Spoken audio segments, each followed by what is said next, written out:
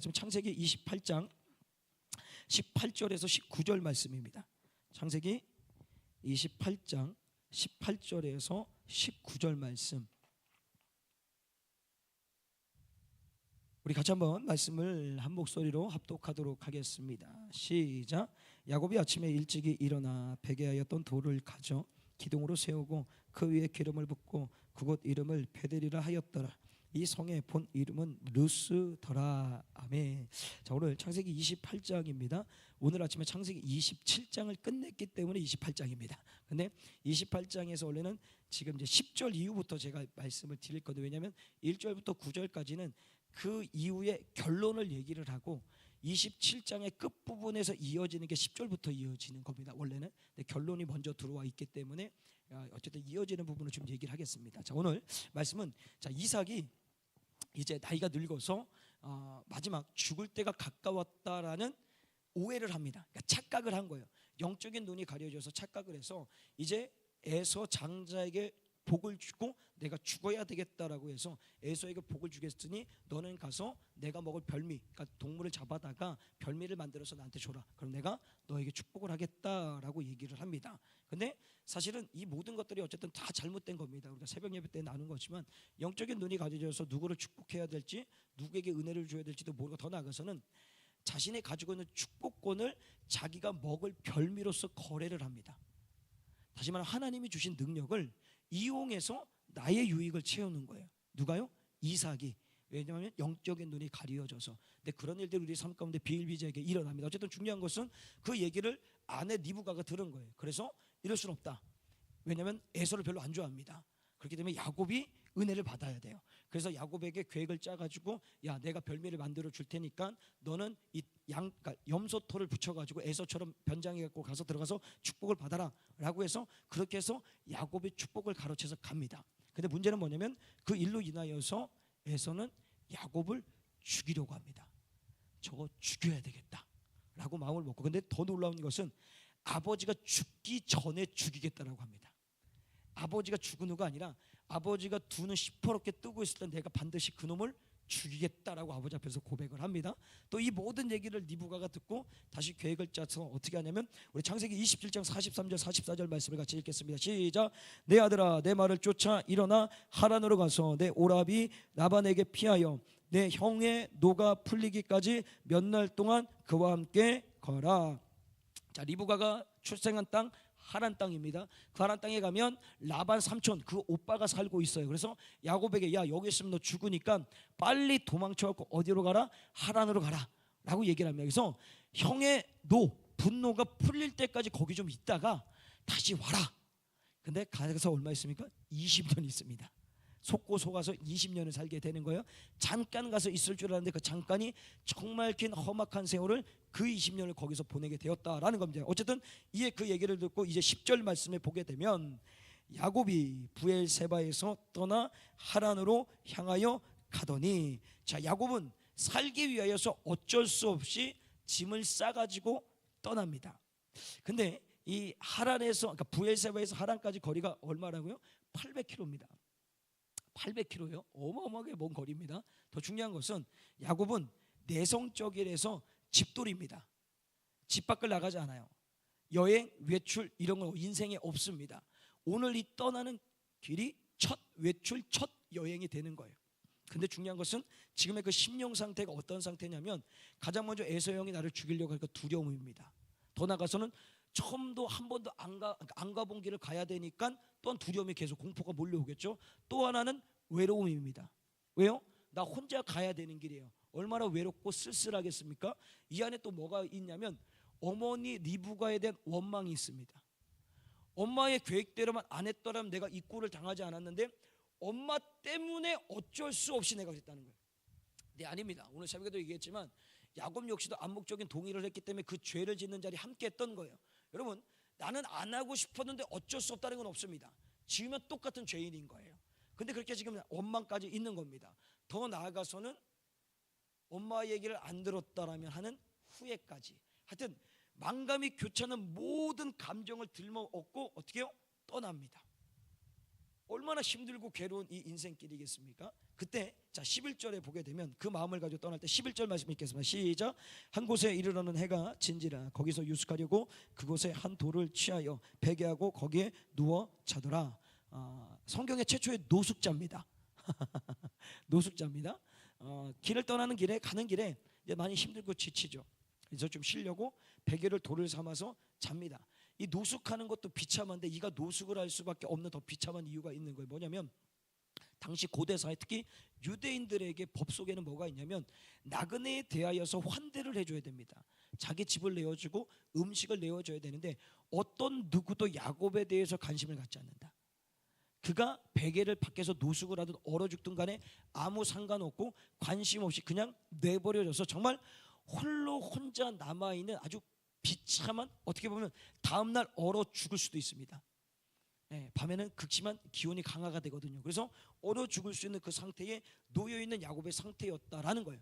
이 삶이 얼마나 비참하겠습니까? 마음도 힘들고 몸도 힘들고 모든 것이 되는 것이 없고 다 잃은 인생이었단 말이죠. 근데 정말 놀라운 것이 뭐냐면 이때에 하나님께서 그에게 어떻게 역사하시냐면 28장 12절 13절 말씀에 같이 한번 볼까요? 자, 시작. 꿈에 본즉 사닥다리가 땅에 섰는데 그 꼭대기에 하늘을 닿았고 또 본즉 하나님의 사자가 그 위에서 오르락 내리락 하고 또 본즉 여호와께서 그 위에 서서 가라사대 말씀하십니다. 자, 보시면 야곱이 가장 힘들고 괴롭고 어렵고 외로울 때, 홀로이 혼자 남아 있을 때, 아무도 관심을 가져주지 않고 아무도 도와주지 않고 어디에 비빌 언덕도 없고 기댈 힘도 없고 답도 없는 그때에 하나님께서 누구를 만나 주신다고요? 야곱을 만나 주셨다라는 거예요. 이게 하나님의 은혜입니다. 이게 지금 우리에게 뭘 말씀하고 있는 거냐면 우리가 살다 보면 인생의 문제를 만날 때가 있죠. 왜 없습니까? 뭐 질병도 있고 뭐 자녀도 있고 남편도 있고 뭐 교회 안에도 뭐 여러 가지 일들을 만나게 됩니다. 그 만날 때마다 우리 인간의 가장 안 좋은 습성, 특히 믿음의 사람들에게 안 좋은 습성이 뭐냐면 답을 주님께 찾으려고 하지 않고 자꾸만 나와 관계 속에서 있는 사람 속에서 찾으려고 한다는 거예요. 그래서 현실 앞에 하나님 의지하는 것보다 현실에 보이는 뭐 남편, 아내, 친구, 동료, 성도, 자 물론 나누지 말라는 게 아닙니다. 어려운 일을 함께 나눠서 중보 기도하면서 같이 가야 되는 게 맞아요. 근데 중요한 핵심이 뭐냐면 그러다 보니까 자꾸만 하나님을 잊어요. 하나님이 해결해 주셔야 되는데 이 하나님이 해결해 주시기 이전에 벌써 내 어떤 수단과 방법을 찾고 막 뭔 일 있으면 전화 돌리죠. 집사님, 권사님, 목 장난해요. 막 이런단 말이에요. 여기는 그런 분 안 계십니다. 예를 들지 않으면 그런 거예요. 막 그런 식으로 자신의 삶을 끊임없이 인간에게 풀고 인간에게 해결받고 인간에게 답을 찾으려고 한다는 거예요. 물론 하나님께서 인간을 통해서 답을 주실 때 있어요. 그건 맞아요. 괜찮은 일인데 문제가 뭐냐면 하나님이 없어요. 그냥 자기가 할 수 있는 수단과 방법으로 오늘도 이 삶을 극복하고 벗어나려고 하는 거예요. 그러니 하나님께서 역사하실 수 있을까? 역사할 수가 없어요. 왜? 이미 자기 멋대로 막 하는데 그거 어떻게 해요? 맞잖아요. 막 분노가 하늘 끝까지 이른 사람이 있어요. 말리면 됩니까? 안 돼요. 그 분이 가라앉을 때까지 기다려야 돼요. 만약에 말리면 진짜 사단 납니다. 그냥 끝장나버리는 거예요. 서로 끝장나는 거예요. 서로 오히려 말리다가 분노가 더 일어나서 더 큰 싸움이 나는 거예요. 자, 그런 것처럼 하나님도 이거 뭐 어떻게 감당할 수가 없는 거예요. 물론 하나님 다 감당할 수 있지만 뭘 지금 주님이 얘기하시는 거냐면 좀 무가 되라는 거예요. 아무것도 없어 보라는 거예요. 저 바닥까지 좀 내려가 보라는 거예요. 그러면 그러니까 우리 이거잖아요. 아무것도 이제 찾을 게 없어. 그제서야 주님 앞에 나왔습니다. 그 전에 나오면 되는 거예요. 이제 주님을 찾고 주님 앞에 엎드려서 내 생각과 고집과 아집과 모든 습관들을 다 내려놓고 주님이 나를 붙들어서 일으켜 세워서 다시 말하면 나를 만나 주실 수 있도록 내가 무가 돼야 된단 말이죠. 근데 그 무가 안 되는 거예요. 삶의 경륜, 경험, 체험이 자꾸만 내 신앙을 하나님과의 관계 속에서 자꾸 멀어지게 하는 거예요. 여기로부터 우리가 자꾸만 벗어나야 돼요. 그 뭐가 필요하다? 자꾸 내려놓는 작업이 필요한 거예요. 내가 이전에 이랬었는데, 내가 전에는 이랬었는데, 물론 중요합니다. 근데 그것이 오늘의 나를 살게 하는 게 아니라니까요. 오늘을 살게 하는 오늘의 은혜가 있어요. 그 은혜를 받기 위해서 오늘도 아무것도 없는 오늘 하루라는 기회를 주신 주님 앞에 너는 아무것도 아닙니다, 저는 뭡니다, 저는 연약합니다, 주여 도와주시고 나를 만나 주시옵소서. 그때 사닥다리가 내려오는 거예요. 이 사닥다리의 의미는, 여기 사닥다리를 히브리어로 뭐라고 썼냐면, 여기 보게 되면 제가 적어왔는데 지금 까먹었어요. 어디다 썼는지. 술람이라는 단어를 쓰는데 이것은 좁은 사닥다리를 얘기를 합니다. 일방 통행이에요. 우리가 갈 수 있는 게 아니라 하나님이 일방적으로 야곱에게 나타나셨다는 의미예요. 그럼 무슨 얘기냐면, 우리가 비우고 우리가 아무것도 없는 상태가 되어지면 하나님께서 일방적으로 우리를 만나주시는 거예요. 일방적인 은혜가 임하는 거예요.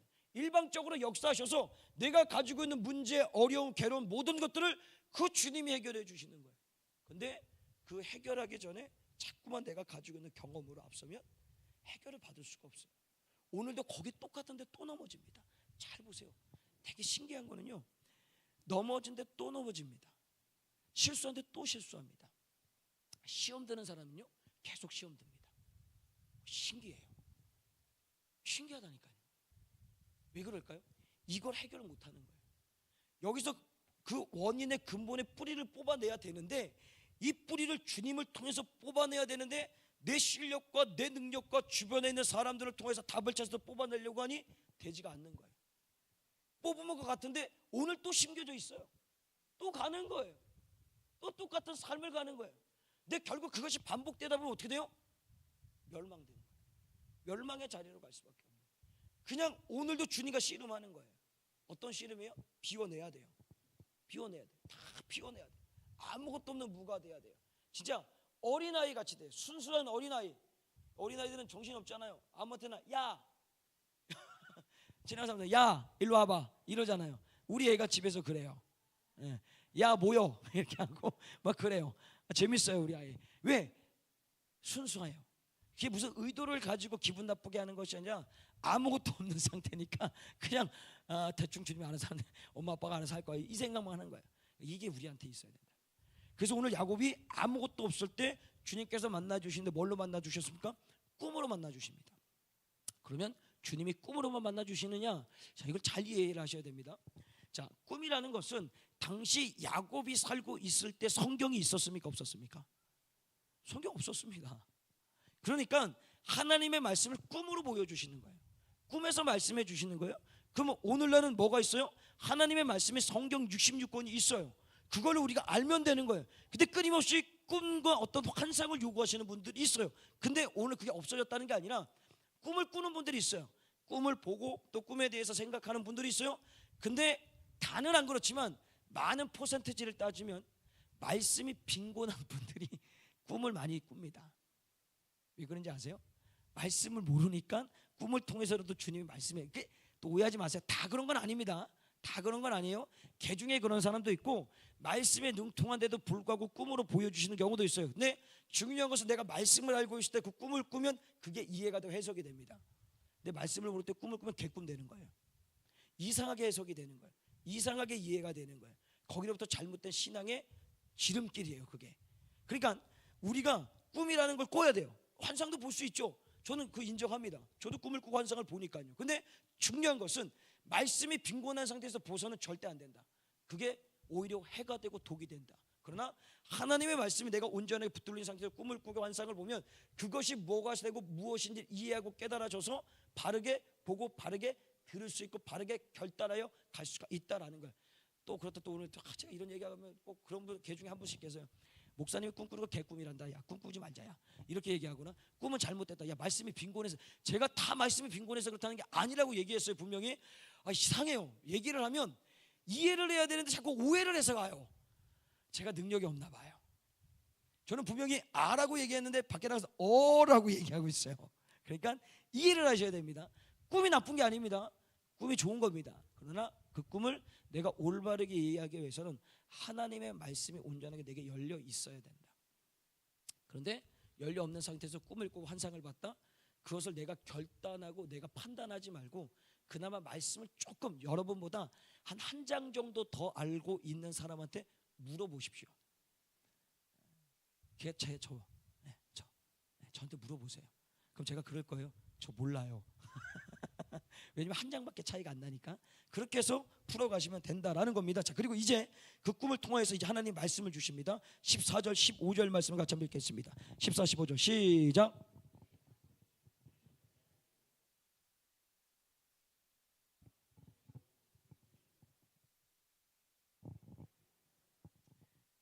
내가 너와 함께 있어 내가 어디로 가든지 너를 지키며 너를 이끌어 이 땅으로 돌아오게 할지라 내가 내게 허락한 것을 다 이루기까지 너를 떠나지 아니하리라 하신지라. 아멘.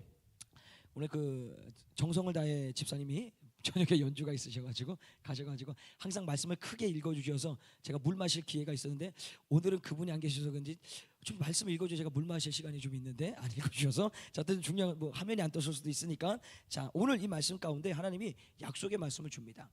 이 약속의 말씀은 아브라함에게도 주셨고 이삭에도 주셨습니다. 왜 이 똑같은 말씀을 주시느냐?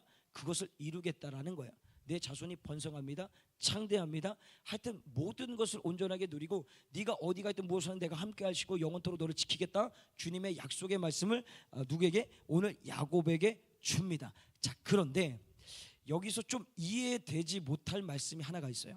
15절 말씀을 보게 되면 너를 이끌어 이 땅으로 돌아오게 할지라. 자, 부엘사바에서 떠나서 800km 넘는 그 땅 하란 땅으로 가는데 거기 갔다가 다시 여기로 돌아오게 하겠대요. 800km, 800km, 1600km. 잘 생각해 보세요. 어차피 돌아올 건데 왜 가게 하시냐는 거예요. 여러분 이런 의문을 좀 안 들어보십니까? 아니 어차피 거기 내가 다시 와야 되는데 왜 여기를 돌아서 가게 만드냐라는 거예요. 그냥 직진으로 가고 오늘 그냥 말씀 주셔도 야 다시 그냥 부부의 사업으로 가라. 내가 에서의 마음을 달래놓았다 라고 가면 돼요. 근데 가요. 어디까지? 저기 하란까지 가서 무려 몇 년? 20년을 살게 하신단 말이에요. 아 이상하지 않아요? 돌아오겠다 해서 그냥 돌아가게 하면 되는데 전혀 말씀은 그냥 믿음으로만 보시기 때문에 의문이 전혀 없습니다. 의심하지 않아요. 저 같은 사람이 이상한 사람이라서. 자, 어쨌든 왜 그냥 돌아오게 하지 굳이 20년 뺑뺑이 돌아서 오게 하냐. 제가 이 말씀을 묵상하면서 예전에 제가 부사관학교에서 훈련을 받을 때 참 못됐어요. 한 3주를 괴롭히는데 어떻게 괴롭히냐면 아침에 구보를 시키는 건 이해가 돼요. 체조한 다음에 뛰는 거는 이해가 되는데 밤에도 시키고 새벽에도 깨워서 2시, 3시에 깨워서 연병장을 돌려요.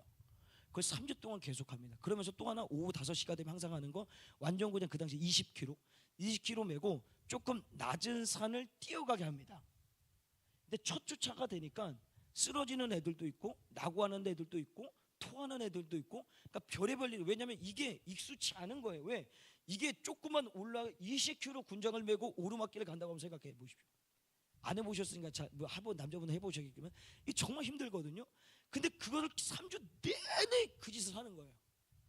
속으로 그랬어요. 이거 왜 이렇게 힘들게 하냐, 어렵게 하냐, 막 짜증이 나고 답답한 거예요. 근데 4주차가 딱 되니까 뭐를 하냐면 유격훈련을 들어갑니다. 유격훈련을 들어갈 때 하루 이틀 유격훈련을 받고 3일차 때 뭘 하냐면 산악 구보를 뛰어가서 4패를 타요. 그러니까 그 사닥에서 우와 이렇게 막 뛰어내리는 거 있잖아요. 이게 여러 가지 코스가 있는데 한 곳에 코스가 있는 게 아니라 하나씩 정상을 정복하면서 올라가는데 여기는 그냥 올라가는 게 아니라 뛰어서 올라갑니다. 걸을 수 없어요. 걸으면 그냥 그날로 그 자리에서 죽는다고 생각하면 돼요.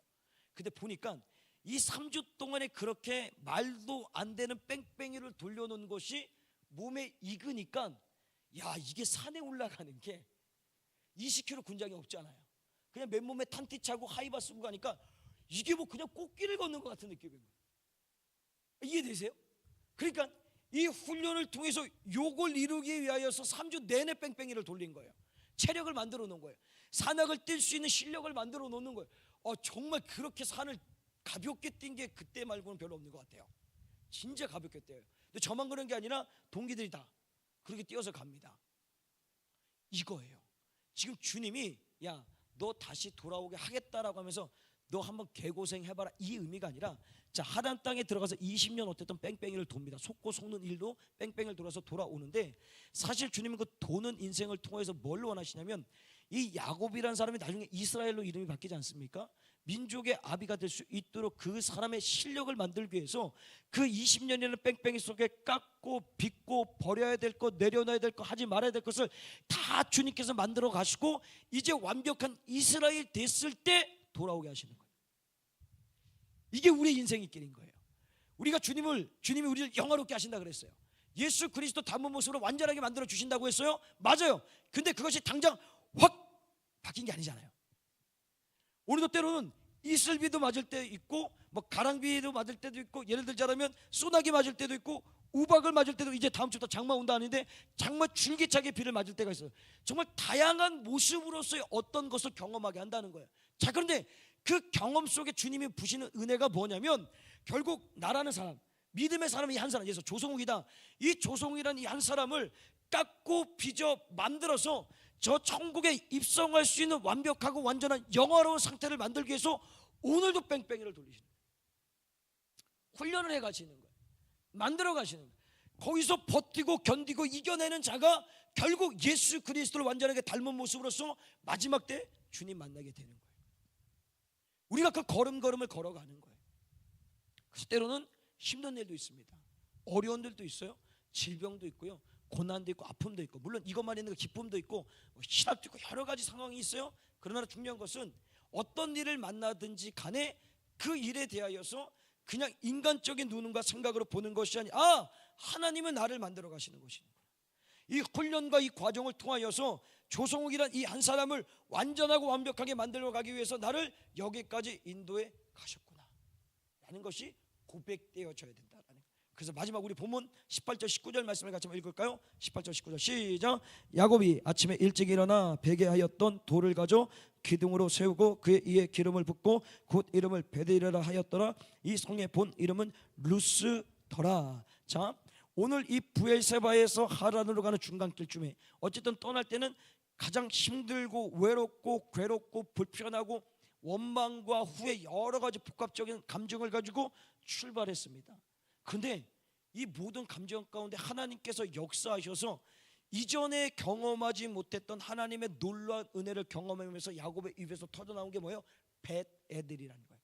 하나님의 집입니다 라고 신앙이 고백이 되어지는 거죠. 이게 무슨 얘기냐면 야곱이 도망가 가다가 힘들고 괴롭고 어려운데 오늘 주님이 나를 만나 주심을 통하여서 어떤 것을 깨닫게 되냐면 아하 진짜 아하입니다. 아하. 주님이 정말 살아계시는구나. 다시 말하면 아브람과 이삭의 하나님으로만 알고 있던 이 어떤 인생이 직접적으로 하나님을 체험하게 한 거예요. 처음에는 올 때는 이게 이해가 되지 않았고, 이걸 내가 왜 이래야 되지? 이거 다 엄마 때문인데, 엄마만 아니었어도 내가 이 일 당하지 않을 텐데, 막 극심한 어떤 원망과 불평과 외로움과 두려움 속에 와 봤는데, 와 봤더니 그게 그냥 온 게 아닌 거예요. 하나님을 만나는 어떤 길이었던 거예요. 하나님을 경험했던 길이었던 거예요. 자, 그러니까 좀 전에도 얘기했지만 여러분, 우연이라는 건 없습니다. 믿음의 사람에게 있어서 우연이라는 게 없어요. 우연이 아니라 모든 것이 하나님의 계획 속에서 이루어지는 거예요. 자, 예를 들면 오늘 아침에 예상치 못하게 제가 어떤 권사님이 아니지, 하여튼 권사님을 만났어요. 제 계획 속에 없었습니다. 그 시간에 제가 하고자 있는 계획은 뭐였냐면 오늘 금요 기도에 대한 설교를 서론과 결론을 쭉 준비를 하면서 가는 시간인데 그 시간이 빠졌어요. 그리고 있다가 생각지도 못한 어떤 또 예배가 하나 있었어요. 물론 미리 얘기되어 있었지만 제가 잊고 있었어요. 그래서 또 예배를 드렸어요. 예배를 드리고 났더니 그냥 보내주시면 감사한데 계속해서 얘기가 듣다 보니까 11시가 넘었어요. 그래서 또 약속이 하나 있어서 잠깐 나갔다가 들어왔더니 또 웬 청년이 하나 와서 또 만나게 돼요. 또 청년을 만나고서 또 열심히 좀 앉았더니 갑자기 우리 어떤 집사님이 와갖고 교회 작업하시겠다고 하는데 아이고 얘기하고 잠깐 얘기했어요. 그러니까 뭐 모든 시간이 같은 제가 계획한 거는 오늘 아침 몇 시까지 기도하고 몇 시부터 뭐라고 쫙 돼 있었는데 그게 제대로 된 게 하나도 없어요. 근데 그 만남이잖아요. 만남을 통해서 이게 우연이라고 생각했다면 내가 너무 힘들고 어려울 텐데 우연이 아닌 거예요. 그 한 분 한 분 만날 때마다 내가 들었던 얘기들, 내가 했던 얘기들, 특히 오늘 제가 그 예배 드리면서 두 분 집사님한테 들었던 참 얘기가 너무 제가 막 하여튼 되게 행복했어요. 목사님 너무 좋대요. 목사님이 평생 여기서 목회했으면 좋겠대요. 딴 데 가는 건 나쁜 거래요. 근데 그게 진짜 제 마음에 꽂혔어요. 근데 그분이 한 몇 달 전에죠. 그 수요예배 끝나고도 그 얘기를 똑같이 하셨어요. 근데 그게 제 마음에 딱 꽂혔어요. 얼마나 이게 감사한 건지. 그러니까 결국은 하나님이 제가 무지해서 잘 못 듣고 있으니까 우리 집사님, 권사님 하여튼 통해 가지고 끊임없이 메시지를 저한테 주시더라고요. 그래서 다시 깨닫게 되고 회복해서 일어나 나가게 하는 거예요. 그러니까 하나님은 우리 삶 가운데 우연이라는 걸 주신 적이 없습니다. 여러분의 순간순간마다 하나님께서 모든 일들은 만남도 그렇고 말도 그렇고 모든 상황은 다 하나님의 계획하심 속에 이루어지는 거예요. 중요한 것은 내가 그것을 그대로 받아들여서 나는 온데간데 없고 오직 하나님께서만 역사해달라는 그 믿음의 고백이 있으면 오늘도 야곱이 고백한 베델이라는 고백이 계속 이루어지는 거예요. 어디 있든지 간에 여기가 하나님의 집이구나. 여기가 하나님의 은혜 주시는 곳이구나. 여기가 하나님께서 역사하신 곳이구나. 그것을 누가 만들어 가세요? 하나님이 만들어 가신과 동시에 그 경험을 통해서 내 신앙과 믿음이 견고해짐을 통하여 결국엔 내가 가장 어떻게 된다? 영화롭게 예수 그리스도 닮은 가장 닮은 모습으로 내가 만들어진다라는 것입니다. 오늘 다시 한번 이 말씀을 기억하시고 그 하나님을 평생 매일같이 경험하셔서 그 입술을 통해서 주님 여기가 베델입니다.